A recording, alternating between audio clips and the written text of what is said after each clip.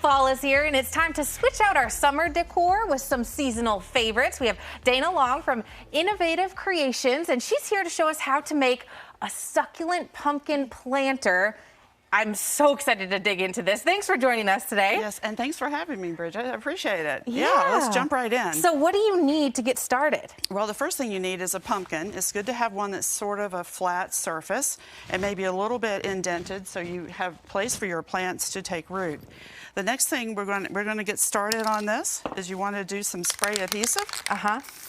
I am surprised that there's no hole. Like, I thought you would be sticking it inside of the pumpkin somehow. Right. No, we get started with this by putting some moss down, and the adhesive, spray adhesive, helps to hold the moss in place. And now, where do you get that? You can buy it at any craft store, online, or a craft store.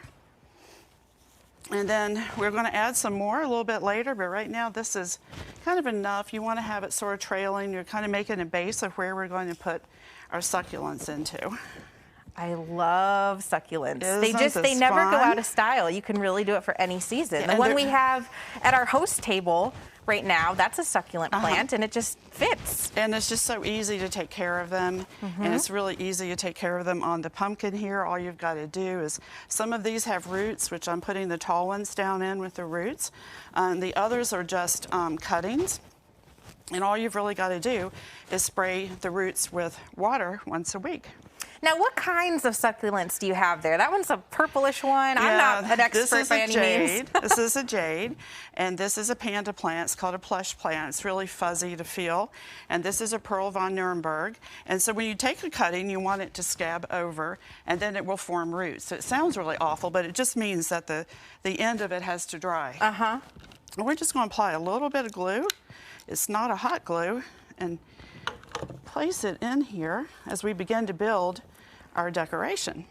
Now, as you continue to do this, tell us a little bit about your company and how people can do this with you at one of your classes, correct? Yes, correct. Well, my company is Let's Party Creatively, and I do plant classes, paint parties, plant parties for groups. We do team building for companies and fundraising. And people can reach out to me on Facebook or Instagram, and we can schedule a party to do this. Okay, I hope my boss is watching, because I would love to do this as a team building thing and then have something to take home. Do you switch it out as well with like the different seasons? Sometimes you might have, you know, a pumpkin craft, or maybe in Christmas you'll have some kind of wreath.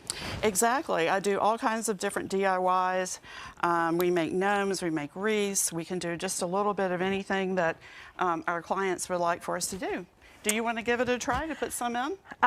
Sure. If you want to pass it over my way. I'll pass it your way. And so I'll continue with this, but for you guys at home, we do have a picture of the finished project, and isn't that beautiful? We are going to get to that right now. Sorry, I have a frog in my throat. But for more craft ideas like this one, head on over to letspartycreatively.com. Thanks so much for joining us today. Thank you for having me. I'm glad to be here. This is going to be beautiful.